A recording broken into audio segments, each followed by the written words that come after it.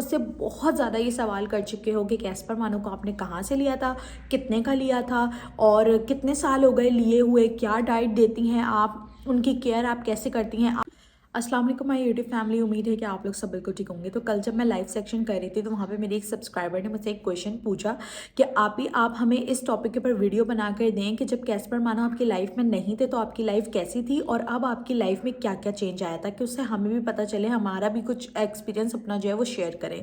तो आप लोग मुझसे बहुत ज़्यादा ये सवाल कर चुके हो कि कैस्पर मानो को आपने कहाँ से लिया था, कितने का लिया था और कितने साल हो गए लिए हुए, क्या डाइट देती हैं आप, उनकी केयर आप कैसे करती हैं, आपको कैट्स के बारे में इतनी सारी नॉलेज कैसे है, आपको कैसे पता लग जाता है कि अब ये बीमार हो गई हैं, अब ये ऐसा है, अब इनके साथ ये इशू हो रहा है। तो ये सारे सवालात आप लोगों ने मुझसे पूछे थे और भी बहुत सारे सवाल हैं जो मेरे जहन में भी इस वक्त नहीं आ रहे, लेकिन आगे चल के मैं आप लोगों के साथ शेयर करूँगी जैसे जैसे बात होती जाएगी।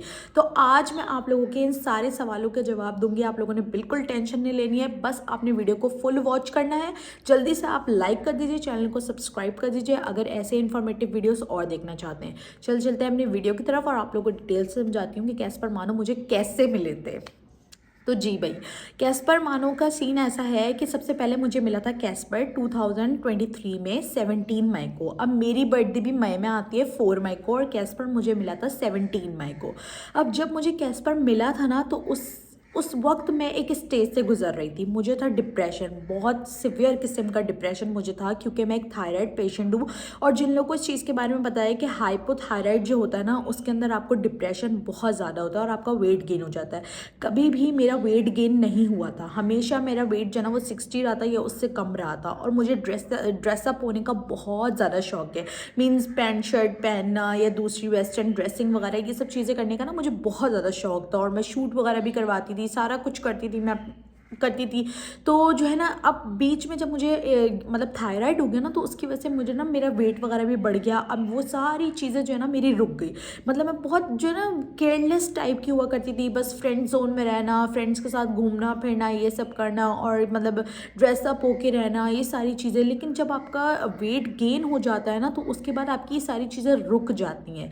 कुछ लोग नहीं भी करते, वो तब भी अपनी वैसी ड्रेसिंग कर रहे होते, बट मुझे पर्सनली ये सारी चीज़ें नहीं पसंद है। मैं इस तरह की ड्रेसिंग करती हूँ कि सामने वाला आपको देखे ना तो वो देख कर गए कि यार क्या कितनी अच्छी ड्रेसिंग करी हुई है इन्होंने, ना कि ये बोले कि यार किस तरह की ड्रेसिंग करी है, यार इनको तमीज़ नहीं है ड्रेसिंग करने की। तो इस चीज़ से मैं थोड़ा गुजर रही थी। तो फिर कैस्पर मेरी लाइफ में इस तरह आया कि मैंने अल्लाह ताला से बहुत ज़्यादा दुआएं करी कि अल्लाह मियाँ कुछ ऐसा हो जाए मेरी लाइफ के अंदर कि जिससे मेरा ये डिप्रेशन और एंजाइटी ख़त्म हो जाए। अब मैं ना टिकटॉक ना स्क्रॉल करती रहती थी, तो मैंने वहाँ पर ना सर्च करना स्टार्ट करा कि कैट्स जो है ना वो सेल करते हैं कराची के अंदर ये वो। तो मुझे बहुत सारे वहाँ पे ना पेजेस वगैरह दिखे कि मतलब बहुत सारे पेजेस आ रहे थे वहाँ पे जिसमें वो बता रहे थे कि लाहौर के अंदर है, इस्लामाबाद के अंदर ये आम सेल करते हैं, ये करते हैं, वो करते हैं। तो मैं कराची का देखती थी, तो मैं बताती थी अपने फादर को कि ऐसा ऐसा ऐसा ऐसा है। तो उन्होंने जो है ना मुझे बेसिकली एक सरप्राइज़ दे दिया था कि कैस्पर को उन्होंने मुझे जो है ना वो ख़रीद के दे दिया था एक तरह का। तो मेरी बर्थडे का गिफ्ट जो था ना वो उन्होंने मुझे कैस्पर से दिया था बेसिकली। तो वो दिन मेरे लिए जो है ना वो बहुत ज़्यादा ख़ास था। मुझे आज तक वो चीज़ याद है कि कैस्पर सुबह 9:45 टाइम था, उस वक्त 9:45 हो रहे थे 17 मई को, और कैस्पर आया था और छोटे से बॉक्स के अंदर था। और जब वो आया था ना और आते ही जब मैंने उसको लिया वो इतना क्यूट था माशाल्लाह, इतना प्यारा था। और आते ही मेरे दोनों पैरों के बीच में आके ना वो बैठ गया था। तो तब से लेकर आज तक जो है ना मैंने कैस्पर को इतना प्यार दिया है, इतना प्यार दिया है, इतना लाड दिया है कि मतलब हर बंदा ये चीज़ बोलता है कि जो भी हमारे घर में आता है ना वो देख के मतलब ये अचानक से ये चीज़ बोल देता है कि यार कितना मोटा है। मतलब ऐसा नहीं बोलना चाहिए, आप लोग को अंदाज़ा नहीं कैट्स को कितनी ज़्यादा नज़र लग जाती है। और दूसरा ये कि लोग ना इस चीज़ को बहुत नॉर्मल लेते हैं कि मतलब ये एक बिल्ली ही तो है, मतलब आपके लिए बिल्ली है, किसी के लिए ना ये उसकी जान है। तो एक चीज़ जो मुझे डिप्रेशन और एनजाइटी से निकाल कर लेकर आ रही है मेरी लाइफ के अंदर वापस, तो सोचो वो चीज़ मुझे कितनी ज़्यादा अजीज़ होगी, मतलब वो मेरे लिए कितनी ज़्यादा अहमियत रखती होगी। तो यहाँ से हमारा सफ़र जो था ना वो शुरू हुआ, और कैस्पर को लेकर मैं इतना ज़्यादा सीरियस थी, बिल्कुल आप लोगों की तरह ही थी। मुझे कुछ नहीं पता था, कख नहीं पता था कैसे कैट्स का ख्याल रखा जाता है, कैसे उनको क्या खाना दिया जाता है, क्या किया जाता है। तो मैंने जिनसे लिया था उनसे ही मैंने बात करी, तो उन्होंने बोला कि आप ना कैस्पर को ना फ्लफ़ी फूड मंगा के दे दें। अब मैंने कैस्पर को ना फ्लफ़ी फूड मंगा के देना शुरू कर दिया, क्योंकि मुझे कुछ आइडिया नहीं था, कुछ नहीं पता था कि कैसे कैट्स का ख्याल रखा जाता है। तो मैंने फ्लफ़ी फूड मंगाया और कैस्पर को देना शुरू किया। 2 दिन कैस्पर ने खाया, कैस्पर को डायरिया हो गया, और मैं लेके कैस्पर को हॉस्पिटल भागी। और वो भी मैंने अपनी फ्रेंड से पूछा, क्योंकि उसके पास भी कैट्स थी और उसके पास एक बड़ा बिल्ला था। तो मैंने उससे पूछा कि भाई डॉक्टर है कोई अच्छा डॉक्टर? तो उसने बताया ये डॉक्टर है, यहाँ पर चली जाओ। जब मैं उनके पास लेके गई, मैंने उनको सारा कुछ बताया, तो उन्होंने मुझे A to Z गाइड किया कि देखिए इतने छोटे किटन्स को ड्राई फूड नहीं देते, और लोकल फूड तो बिल्कुल भी नहीं, और फ्लफ़ी फूड से तो कैट मर जाती है। फिर मैंने कैस्पर को जो है ना रिसर्च करना स्टार्ट कर दी थी। मतलब मुझे इतना खौफ हो गया था कैस्पर की तबीयत ख़राब होने के ऊपर कि मैंने उस पर रिसर्च करना स्टार्ट कर दी थी कि यार अब मैं कोई ऐसी गलती नहीं करूँगी जिसकी वजह से मेरे बच्चे को भुगतना पड़े, कैस्पर को भुगतना पड़े। तो अब यकीन माने मैंने रातों को ना सोना छोड़ दिया था। मतलब कैस्पर, मैं ये उठ के देखती थी कि कैस्पर कहाँ चला गया, अब कैस्पर कहाँ लेटा हुआ है। मतलब वो मेरी चप्पलों के अंदर जो है ना छोटा सा होता था, इतना सा था जब वो आया था ना, इतना 30 डेज़ का था वो। और वो जो है ना मतलब चप्पलों के अंदर लेट जाया करता था, कभी मेरे बराबर में सो रहा है। मतलब मैंने सोना ना बहुत कम कर दिया था, या मैं सोती थी तो मैं गहरी नींद नहीं सोती थी। मतलब जैसे ही वो ज़रा सा हिला तो मैं फ़ौरन उठ जाया करती थी। और हमारा घर ना बेसिकली खुला हुआ भी बहुत है ना, तो यहाँ पे स्ट्रे कैट भी आती है। तो मुझे ना डर लगता था कि कोई स्ट्रे कैट आके ना कैस्पर को मार ना दे, कोई ज़ख्मी ना कर दे कैस्पर को। तो उसके बाद डॉक्टर ने मुझे A to Z गाइड करना स्टार्ट किया। मैंने डॉक्टर से उनका नंबर ले लिया, ठीक है जी। अब फिर उसके बाद डॉक्टर ने मुझे बताया कि इतने छोटे किटन्स को आपने सबसे पहले चिकन देनी है। उसके बाद मैंने सारा ड्राई फूड वगैरह हर चीज़ बंद कर दी, सिर्फ मैं उसको चिकन देती थी, यखनी देती थी। फिर मैंने उसको होममेड फूड देना शुरू करा। जब मैंने उस पर प्रॉपर रिसर्च करी ना कि इतने छोटे किटन्स को कितने टाइम खाना देना है, कितना खाना देना है, किस किस चीज़ का ख्याल रखना है, वैक्सीनेशन करवाई मैंने कैस्पर की 2 मंथ्स के अंदर ही वैक्सीनेशन करवाई। हर वीक डॉक्टर आता था, हर वीक कैस्पर की डिवॉर्मिंग होती थी। कैस्पर 55 डेज़ का था। जैसे ही वो 2 मंथ्स का हुआ है उसके बाद कैस्पर की हर वीक जो थी ना वो डिवॉर्मिंग हुआ करती थी। जब तक वो 3 महीने का 4 महीने का नहीं हो गया, हर वीक मैं उसकी डिवॉर्मिंग करवाती थी। जब वो 3 महीने का हो गया तो फिर मैंने 3-3 महीना करके कर दी थी। पहले 1 महीना करी, फिर 3-3 महीना, अब उसकी 3-3 महीने पर डिवॉर्मिंग होती है। वैक्सीनेशन कराती थी, साथ में उसकी क्लीनिंग वगैरह हर चीज़ मैं खुद से करती थी, हर चीज़ का ख्याल रखती थी, प्रॉपर उसको मैं टाइम देती थी। मैंने उसको प्रॉपर टाइम दिया, और मुझे पता भी नहीं चला कि कैस्पर को टाइम देते देते, उसको प्यार करते करते किस तरह मैं डिप्रेशन से निकलती गई। मतलब मुझे इतना ज़्यादा एनिमल से प्यार है कि सिर्फ कैस्पर ही नहीं, बाहर कोई स्ट्रे कैट भी होती है ना, मैं उसको भी ऐसे ही घंटों घंटों बैठ के प्यार करती हूँ। बाहर चली जाती हूँ, उसको खाना दे रही हूँ, कुछ कर रही हूँ, तो उसको प्यार करती रहूँगी, वो करती रहूँगी। इवन कि मुझे कहीं से आवाज़ भी आ जाती है कि बाहर कोई कैट है वो चीख रही है, तो मैं एकदम ना टेंशन में आ जाती हूँ कि यार क्या हुआ है, ऐसा क्या हो रहा है इसके साथ जो वो इस तरह चीख रही है, भूखी तो नहीं है, कोई प्रॉब्लम तो नहीं है। तो इस वजह से मैं बहुत ज़्यादा सॉफ्ट हार्टेड हूँ। तो ये सारी चीज़ थी। अब ये लाइफ चलती हमारी जारी। कैस्पर माशाल्लाह 6 महीने का हो गया। उसके बाद हुआ क्या कि मैंने किसी के थ्रू ना मुझे पता चला मानो के बारे में, ठीक है, कि उनकी मदर जो है ना वो मानो को निकाल रही हैं। बेसिकली उनके पास बहुत सारी कैट्स थी, तो वो मानो को निकाल। जब मैंने मानो को देखा ना, तो मुझे मानो को देख कर ना बहुत प्यार आया उसके ऊपर। और वो थी भी 1 साल की। और आपको पता है 1 साल की बिल्ली को जब आप घर से बाहर निकालते हो ना, तो वो कभी भी एडजस्ट नहीं कर पाती, वो एहसास से कमतरी का शिकार हो जाती है। जैसे इंसान के बच्चे होते हैं ना, बिल्कुल ऐसे ही एनिमल्स के बच्चे होते हैं। उनको भी हर चीज़ समझ में आती है। आप जो उनको बोलते हो, जो उनको कहते हो, हर चीज़ समझ में आती है उनको। तो कैस्पर से रिलेटेड जो आपके क्वेश्चंस थे ना, मैं उनका पहले जवाब दे देती हूँ। पहले मैं आपको बता देती हूँ, आप लोगों ने पूछा कि कैस्पर जब आया तो वो कितने दिन का था, तो वो था 30 डेज़ का। कैस्पर को कितने का लिया था? 13,000 का लिया था।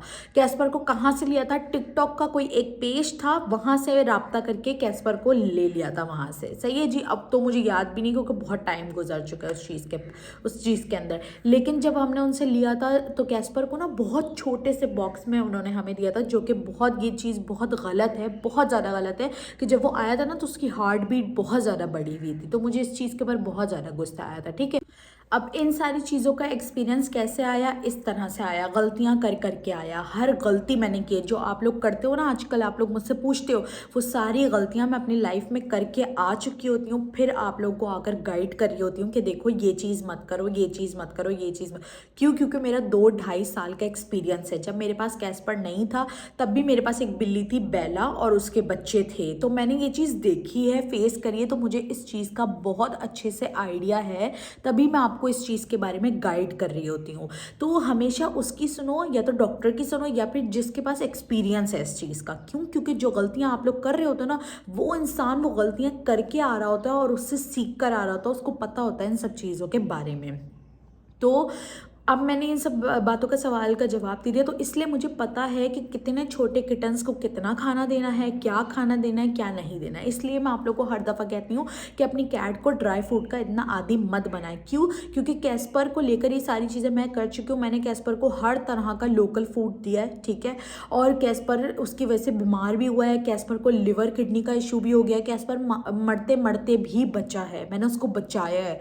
मैंने ये सारी गलतियाँ की हैं, तभी मैं आप लोगों को बता रही होती हूँ कि प्लीज़ ये गलतियाँ मत करा करें। क्योंकि फिर जब कैट को कुछ हो जाता ना, तो फिर हम उस वक्त पछतावा कर रहे होते हैं कि शायद हम उनकी सुन लेते या उनकी बात मान लेते, तो हमें ये गलती ना होती, हमसे ये गलती ना होती। मैंने बहुत सारे लोगों को इस चीज़ के ऊपर रोते हुए देखा है कि वो मुझसे बहस करके जाते हैं कि नहीं आप तो गलत बोल रही हैं, आप तो गलत बोल रही हैं, और फिर वही गलती करते हैं। और जब वो गलती करते हैं ना, और उसके बाद उनकी कैट को कुछ होता है और डॉक्टर उनको बताता है, तो फिर वो आकर ये बोलते हैं कि यार आप बिल्कुल ठीक कह रही थी, हमसे गलती हो गई, हमने आपकी बात नहीं मानी, तभी ऐसा हुआ है। तो मैं इसलिए, आप देखिए मेरा इसमें कोई फ़ायदा नहीं है, ठीक है। फ़ायदा आप लोगों का है, नुकसान भी आप लोगों का है। मुझे तो पता है मेरी कैट्स का मुझे कैसे ख्याल रखना है, आप लोगों को पता होना चाहिए कि आपने क्या करना और क्या नहीं करना है, ठीक है जी। अब कल जैसे किसी ने कमेंट करा है कि मैंने अपनी कैट को जो है वो पैनाडोल दे दी, मैं इतना ज़्यादा स्ट्रेस में आ गई कि यार पैनाडोल से तो कैट मर जाती है, वो बेसिकली एक पॉइजन है। फिर मैंने फटाफट से एक वीडियो शेयर करी है अपने इंस्टाग्राम चैनल के ऊपर और यहाँ यूट्यूब के ऊपर, ताकि जिन लोगों को नहीं पता उनको पता लग जाए कि घर में जो मेडिसिन होती है ना,